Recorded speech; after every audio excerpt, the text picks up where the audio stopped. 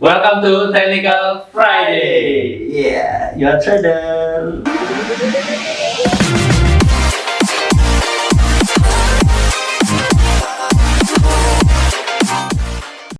Halo semuanya, balik lagi sama gue Kim semua dari Trading Academy di Technical Friday episode kali ini. Seperti biasa kita bakalan bahas untuk hal trading. Kita mau trading dan kita setup. Dan minggu-minggu kemarin gold GB Jepang Yen works very excellent untuk kita semua yang udah ngambil posisi beli yang sudah kita kasih dari 2 minggu lalu ya. Dan yang minggu lalu juga gue ada elaborate lagi hal-hal apa aja yang perlu ditunggu untuk kita mau entry dan segala macam, and it works and sudah jalan, so it's a good weeks untuk kita. Dan I hope banyak teman-teman juga yang sudah take position and mendapatkan profit dari setup yang udah kita kasih, and I will be very delightful to hear word from you yang sudah ngambil posisi, yang berani untuk take action menjadi seorang trader untuk trade di gold dan GB Jepang kemarin yang sudah kita kasih. Nah, kalau tapi yang lebih baiknya lagi ya, menurut gua, kalau kita memang ingin menjadi seorang trader, itu jangan ngambil posisi cuman ketika misalkan nih Technical Academy ngasih sinyal di Technical Friday, atau mungkin kita di grup Telegram kita yang memang sekarang sudah jarang.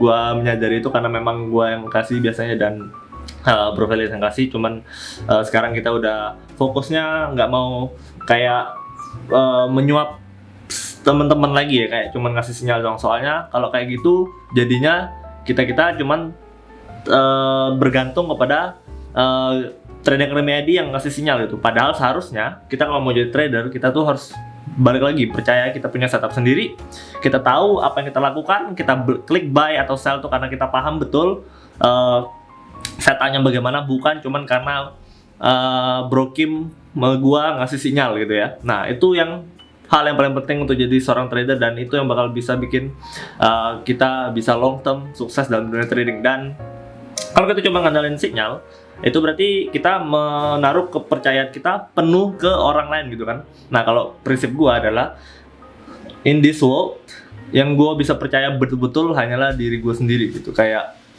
kalau gua nggak bisa tolong diri gua sendiri, itu lebih atas tertutup, itu bakalan sangat kacau, chaos sekali di kehidupan gue itu. Karena ya orang memang ya kita tahu bahwa orang ya bisa saja mau baik membantu kita, tapi kalau kita cuma bisa bergantung pada orang lain, lama-lama juga orang yang kita bergantung pada itu pasti kayak ide ini kayak jadi parasit gitu segala macam. Nah, tapi kalau kita ke diri kita sendiri, ya udah ini hidup kita sendiri gitu, kita yang take control, kita yang pegang kendali atas hidup kita, dan kita yang memutuskan itu apa yang mau kita ambil di kehidupan kita. Begitu juga dalam keputusan mau beli dan jual dalam trading gitu. Kita sendiri yang klik buy, kita sendiri sell. Alasannya kenapa kita sendiri yang ngerti gitu, bukan dari sinyal orang lain. So, gue sangat berharap teman-teman semua bisa menjadi benar-benar seorang trader dan bisa mendapatkan khasiat dari trading itu dalam bentuk profit, dan bisa menjadi trading dalam sinyal sendiri, membentuk sinyal sendiri gitu. Oke, itu tujuan juga gue membentuk Technical Friday ini bukan buat ngasih sinyal free gitu sebenarnya, tapi gue pengen tunjukin gitu, gue punya setup nih. Nah, gue udah jelasin segala macam berulang-ulang tiap minggu biar teman-teman tuh ngerti setupnya. Jadi kalian bisa belajar, dan mungkin kalian bisa jadi referensi untuk kalian bandingkan dengan setup yang kalian punya sekarang sendiri, yang beda mungkin dengan gua, atau kalian belajar dari orang lain juga dan kalian banding-bandingkan kayak which one better, which one suits you better gitu ya. Bukan, tapi ketika gue bilang gold, yuk kita sell untuk minggu depan dan segala macam, bukan itu intinya, tapi intinya untuk kalian bisa punya setupnya gitu ya. So gue sangat-sangat, memang perjalanannya bakal lebih susah karena kita harus belajar, dan itu takes effort. Tapi hal yang kita punya, hal yang kita takes effort lebih, itu pasti akan membawa kita bisa long run lebih lama lagi, dan bisa membuat kita lebih berhasil lagi ketimbang hal yang instan. Itu hal yang instan tuh jarang-jarang ada baik gitu. Contohnya Indomie, enak sih, cuman tidak baik untuk masa depan gitu kan.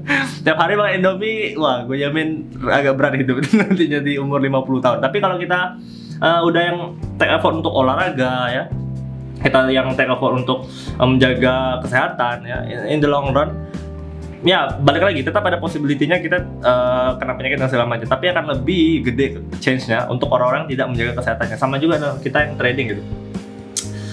Ketika kita cuman mengandalkan berlangganan dengan hal-hal instan ya, kita dapat sinyal, kita beli robot misalkan. By the way, gue juga jual robot dan gue tetap ngomong seperti ini. Jadi kayak gue bukan ingin untuk menjual robot, tapi gue benar-benar ingin orang tuh jadi trader gitu ya. Nah, kalau kita cuma mengandalkan robot, kita cuma mengandalkan sinyal orang, ya itu gimana ya? Maksudnya itu hal-hal instan yang tidak baik untuk long termnya. Kalau memang kita mau jadi trader sejati. So sekali lagi gue harap dengan episode Technical Friday ini kita bisa jadi seorang trader yang benar-benar dan kita berani call action, buy atau sell on our own. Oke? Nah, jadi gue cuma akan provide cara gue yang gue percaya dan gue ketahui dan gue mengerti, dan teman-teman bisa cross check sendiri apakah memang bakal switch you better or not my setup. Nah, oke, sekarang kita langsung masuk saja ke chartnya yang akan muncul di layar teman-teman seperti biasa. Dan di sini kita sudah lihat chart gold, XAUUSD, time frame daily, dia sudah terbang, dia sudah hit level target yang penting dan 1800 sudah ditembus. Ya, jadi gue udah lama banget bilang sebenarnya dari bulan-bulan lalu kalau gue sangat percaya gold itu bakalan kena di 1800 untuk awal-awalnya. Itu first milestone-nya sebelum dia akan reach new higher high di level 2000. Ya, jadi gue juga bakal percaya gold ini bakalan hit level $2,000 per troy ounce, melebihi, kita lihat dari monthly-nya dulu ya, dia tuh punya all time high di gold itu ya. Jadi gold tuh punya all time high itu di level 1900 gitu ya, 1910. Itu ada all time high yang disentuh di tahun 2011. Dan sekarang dan semenjak tahun 2011, jadi ini juga salah satu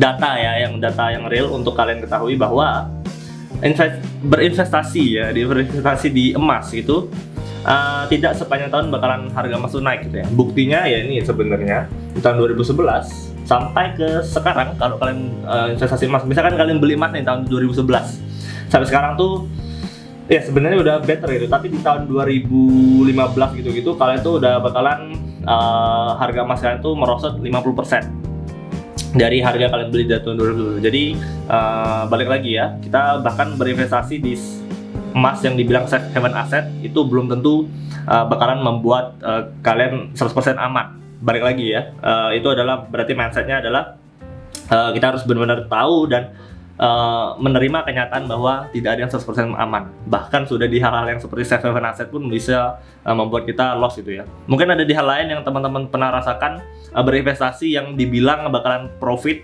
ternyata tidak. Teman-teman boleh share juga, berbagi cerita.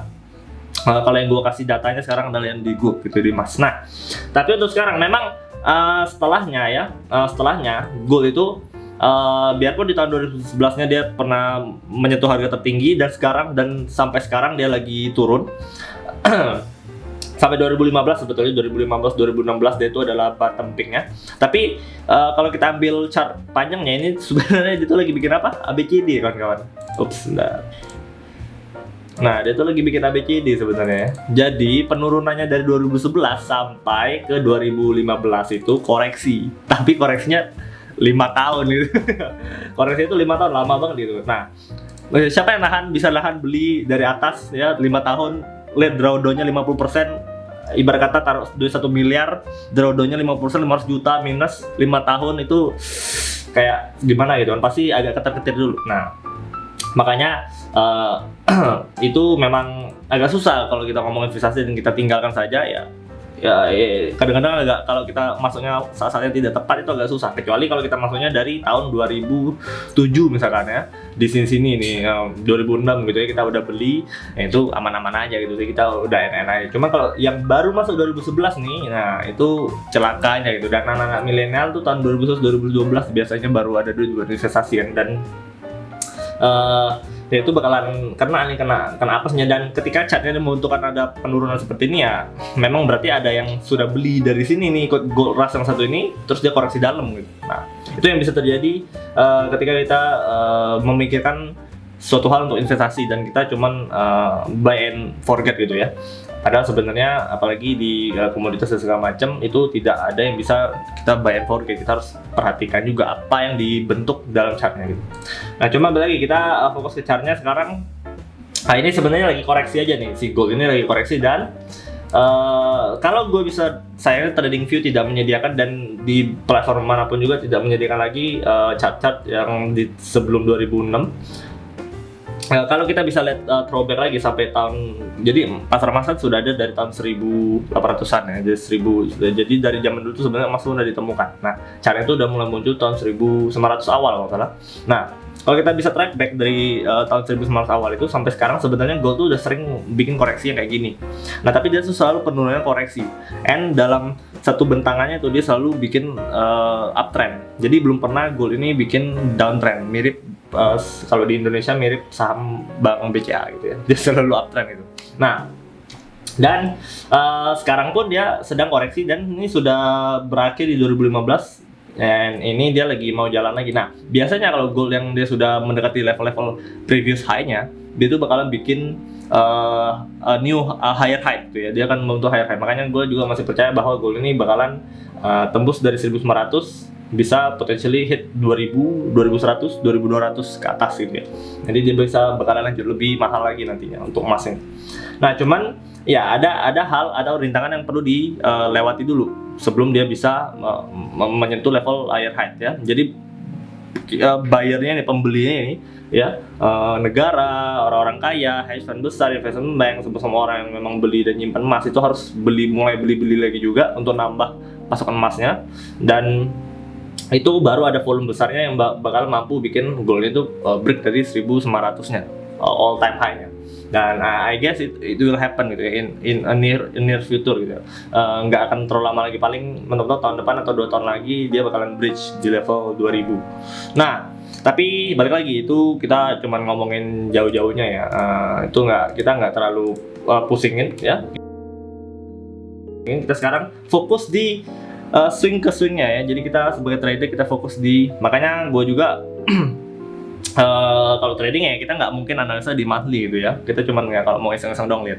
Tapi kalau kita seorang trader, kita fokusnya dari daily ke time frame daily ke bawahnya ya. H4, H1, M30, nah M1 kalau kalian scalper gitu ya. Nah, sekarang kita lihat di gold. Ini goldnya ini, ya ini kan dia lagi bikin ABCD juga nih sebenarnya. Kalau kita ambil dari sini. Nah,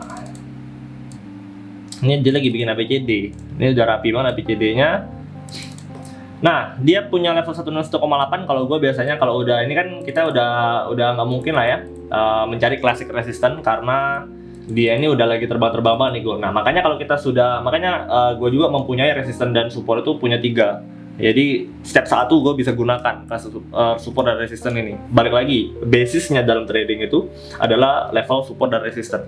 Nah, kalau kita sudah sampai di satu titik tidak bisa menemukan support resistance lagi, itu celaka. Kita bakalan kehilangan arah ya. Jadi kayak kalau gue bisa bilang pergerakan candle-nya ini adalah jalannya, destinasinya tuh support atau resistance, yang tergantung dia uptrend atau downtrend ya. Berarti kalau dia lagi uptrend, destinasinya tuh resistance. Nah, destinasi itu yang penting gitu ya, karena kalau kita sudah tahu destinasi, kita sudah hit, kita berhenti gitu. Kita berhenti, kita out dulu. Kalau kita nggak pernah tahu destinasinya, kita cuman jalannya ngalur ngidul gitu ya, nggak ada jelas arah tujuan yang jelas gitu ya. Ya kayak iya, siapa yang mau punya hal yang nggak jelas gitu kan, hubungannya tidak jelas segala macam ya, buat apa gitu, mending kita buang gitu. Nah, makanya dalam trading itu basis gue selalu tuh gue harus pastikan tahu di mana support resistance-nya. Nah, tapi kalau gampang kalau lagi sideways misalkan, karena kita bakalan punya dapat banyak klasik support resistance ya, yang garis-garis horizontal ini gue bilangnya klasik gitu ya, kayak di sini ini. Nah, ini classic resistance gitu ya. Nah, ini support gitu kan. Nah, ini support, ini classic resistance. Gampang kalau masih bisa dilihat gitu ya, historical datanya itu easy. Nah, tapi kalau dia udah sampai sekarang, kita lihat di belakang ini nggak ada lagi gitu. Ya, nggak ada lagi gitu karena dia lagi di level-level tertingginya gitu. Jadi gimana? EMA pun dia karena lagi uptrend gini, EMA-nya jadi dynamic support, nggak bisa sebagai resistance. Nah, mau nggak mau makanya kita harus menggunakan Fibonacci. Disinilah paling bergunanya harmonic resistant, harmonic support gitu ya. Itu dari Fibonacci yang itu oke. Dan itu ada angka-angka yang penting ya di level 1.8 segala macam. Nah, kalian bisa lebih ngerti lagi about this. Gue udah elaborate lebih lagi khusus di video Edgates yang sudah kita sediakan di Trading Remedy. Kalian bisa mendapatkannya di website kita. Dan di situ kalau kalian udah nonton yang itu, pasti gue jamin kalian bakalan ngerti tiga support resistant yang sangat yang pasti ada di dalam market all the time gitu ya. Nah, ini kan kita udah tahu nih. Yang pertama kita udah tahu dia di level saat sini ya. Di level sini ada suatu resisten ya di 1827 ya. Nah, tapi kalau gue biasanya gue bakal jadi ambil area gitu ya. Jadi biasanya gue punya area tuh 50 pips sampai 100 pips mentok di gold untuk area kotak yang ini gue gambar ya. Jadi kurang lebih ya gue ambilnya kayak gini. Nah, range-nya tuh di level 50 pips sampai 100 pips. Karena kadang memang mereka tuh memang di level 1.8-nya satu garis gitu doang kan, tapi kadang mereka nembus bikin ekor dan tetap ujung-ujungnya bakalan tutup di bawah 1.8-nya, atau mereka nggak sampai 1.8-nya, kena hampir dikit dia langsung bikin swing high. Nah, memang kita sudah tahu nih tujuannya dari resistennya itu dari ngambil harmonic resistennya di Fibonacci. Cuman balik lagi yang kita lebih fokuskannya lagi adalah kita melihat di price action-nya. Nah, konfirmasinya kalau dia udah memang mau berhenti dari misalkan ini udah jalan nih 1.8 betulan jadi harmonic resistant, konfirmasinya yang diperlukan ya. Jadi setelah kita udah tahu tujuannya, perlu konfirmasi nih ya. Jadi kita tetap balik lagi, kita perlu konfirmasi di semua hal ketika kita trading. Nah, konfirmasinya adalah dia akan bentuk swing high yang signifikan. Berarti ekspektasinya akan muncul bearish Marubozu gitu ya, atau ada inverted hammer. Setelah inverted hammer dia langsung bikin swing high yang Marubozu juga. Jangan yang ngekor-ngekor ya. Kalau ngekor-ngekor tuh nggak enak. Nah, kalau untuk sekarang gold itu dia tuh lagi ngekor-ngekor nih. Dia lagi ngekor-ngekor di sini. Ya, ini kurang bagus sebenarnya untuk dia. Misalkan gue mau ngambil short sell di sini ya, gue nggak mau itu. Padahal sebenarnya bisa aja kalau dia memang bakal koreksi lumayan dalam, kita bisa dapat gain misalnya dari 1801 ini sampai koreksinya dekat-dekat EMA itu bisa balik ke level region 1770, ada 300 pips yang bisa diambil. Nah, cuman nggak ada trigger entry-nya dari daily time frame-nya tuh nggak ada gitu ya. Jadi biasanya kalau kayak gini gue nggak akan ambil short sell gitu ya. Nah, jadi apa yang lebih baik dilakukan untuk gold? Ya gue bakalan wait and see. Karena gue udah tahu traction-nya untuk gold itu dia bakal bullish. Gue bakalan lebih fokusnya nyari posisi beli gitu ya. Dan ketimbang tadi dan juga tadi di daily time frame-nya tidak ada hal yang membuat gue mau untuk short sell gitu, karena candle-nya doji malah tadi ya. Gue kurang suka doji, biarpun orang bilang doji itu di level support resistance bakalan jadi reversal candle. Tapi bagi gue tetap indecisive. Dia tuh lebih ke kadang-kadang muncul doji itu bukan kadang-kadang, banyak sering gue lihat tuh muncul doji di resistance dia breakout langsung gitu ya. Dia langsung terbang lanjut ke atas kayak gini-gini nih. Nah, ini kan level resistance sebenarnya ya. Kalau kita ambil Fibo nih. Ini doji kan. Nextnya langsung bullish candle. Ini kan kalau kita mau sell kan di sini ya. Nah, ini kalau kita mau sell, stop loss-nya pasti dari sini kan. Nah, stop loss-nya pasti dari sini gitu. Udah stop loss dulu. Biarpun memang ujung-ujungnya lanjut turun sih memang. Nah, cuman udah stop loss dulu, jadi itu yang gue nggak sukanya. So doji gue tidak terlalu menyarankan. Gue lebih sukanya yang pin bar gitu ya, hammer ya, yang benar-benar kelihatan arahnya itu mau kemana. Nah, terus kita coba turunkan ke H4 sekarang. Kita hapus dulu Fibo ininya, mengganggu. Nah, kemarin gue ada jelaskan bahwa ya di sini ya, waktu Technical Friday kemarin itu, waktu bank holiday, dia memang gue udah tungguin juga waktu habis gue bikin Technical Friday, and gue tungguin di hari itu dia, ya ampun, candlenya doji semua gini kan. Gue cuma tungguin sampai candle hijau satu ini, and then gue out. Gue nggak lihat lagi. Besok Seninnya dia mulai masih doji sih, cuman nah satu candle ini dia mulai bikin turun kan. Nah, di hari Minggu lalu kalau teman-teman ingat, gue ada bilang bahwa gold bakalan menghormati EMA21 sebagai dynamic supportnya di level sini ya. Yang kita elaborate yang kemarin lagi minggu lalu. Nah, ketika dia menghormati EMA21-nya, gue percaya bahwa dia itu tidak akan break atau tutup harga di bawah EMA21-nya. Nah, di satu ini gue pikir, oh, dia mulai mau bikin swing high, cuman puji Tuhannya dia ngekor gitu. Kalau gue udah masuk short sell nih kalau dia bikin Marubozu bearish ya, karena balik lagi di minggu lalu juga gue udah bilang ada potentially dia bikin head shoulders. Nah, cuma dia ngekor nih, dia ngekor. Gue langsung kayak, gue lagi liat nih waktu candle ini, gue langsung tunggu kayak Kayaknya gue tunggu next candle ya. Next candle-nya false break ternyata kan. Dia false break gitu. Di sini dia punya support ceritanya ya, support kecil. Dia ngekor, langsung next-nya swing low. Udah langsung beli. Selesai hidup. Langsung terbang. Jadi itu momentum yang kita perlu tunggu gitu ya. Swing high dan swing low-nya itu benar-benar yang perlu kita lihat dan jangan ngekor gede gitu ya. Ini memang ngekor sih yang satu ini swing low-nya cuman kecil gitu kan, nggak masalah gitu, cuman kayak tanduk kecil. Ya dibandingkan yang merah satu ini di level support lagi kan, dia lebih kelihatan false break-nya gitu. Makanya gue tunggu dulu dan next 4 jamnya lagi ternyata dia langsung bikin swing low dan lanjut terbang gitu kan. Nah terus dia di sini ada satu koreksi, gue lagi nggak lihat sebetulnya, terus tiba-tiba waktu gue lihat tuh dia lagi bikin pin bar di bullish ini. Waktu gue briefing juga, gue punya mentorship dan waktu briefing ini gue udah bilang ke teman-teman, nah ini pin bar ini bakalan nextnya bakalan bikin swing low, jadi langsung boleh beli. Nah waktu gue briefing itu langsung terbang aja ternyata, dan that's it, kita udah terbang sampai 1800. Gue udah bilang juga ke teman-teman yang ikut mentorship, ini adalah level-level TP-nya 1800. Gue udah out sekarang, ya balik lagi gue udah out sekarang karena gue udah TP di 1800. Gue nggak sampai di high end 1815 ini ya, gue bener-bener ngambilnya di 1800. Jadi gue TP-nya tuh di level 1800 pas. Gue udah set TP-nya.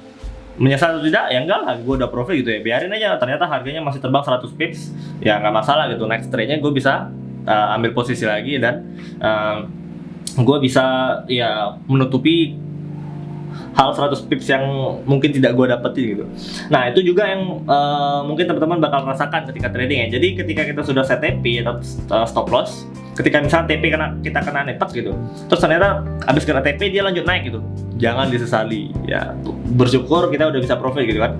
Dan at least risk to reward-nya tuh harus balik lagi minimal 1:1. Kalau kita udah dapat 1:1 dan udah TP ternyata harga masih lanjut bergerak besar kita, ya udah next trade aja. Jadi jangan habiskan energinya mikirin kayak aduh menyesal nih, coba gua lebih lama lagi ya holdnya segala macam.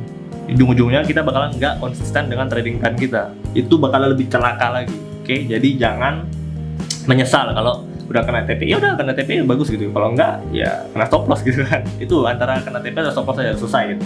Nah, so itu juga untuk pengingat saja. Dan sekarang untuk goalnya kita udah bahas yang kemarin-kemarin. Sekarang nih goalnya mau kemana? Oke, ini saat-saat trivialnya lagi ya, memberi sinyal lagi nih ceritanya nih.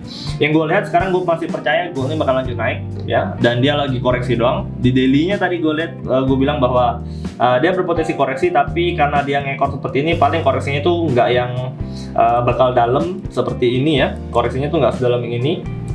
Oke, paling dia koreksinya mirip-mirip yang kayak gini, yang seperti ini nih ya.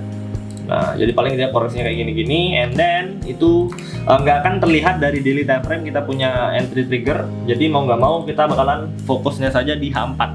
Kalau mau cari entry di H4, balik lagi dia kalau memang masih akan lanjut naik, EMA 21 supaya dari support bakalan dihormati dan dia tidak akan tutup di bawah.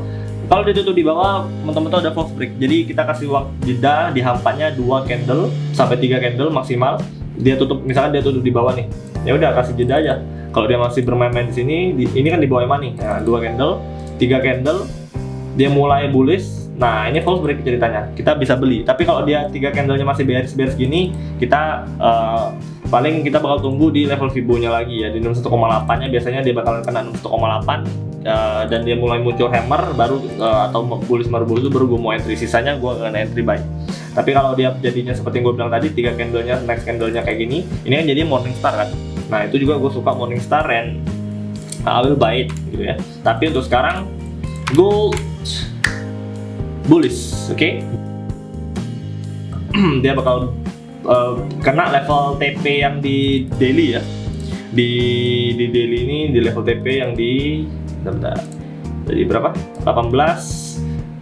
27 ya, 18.30 ya, 18.30 bakalan di hit, kita ambil yang genepnya, and then baru gua akan rasa bakalan ada suatu koreksi yang lumayan dalam dari gold, and mungkin akan berpotensi untuk 2 minggu lagi kita bisa ambil short sell. Tapi untuk sekarang belum, kita masih bakal fokus mengambil posisi beli ya. Alright then, jadi kurang lebih begitu dulu gua rasa untuk Technical Friday hari ini.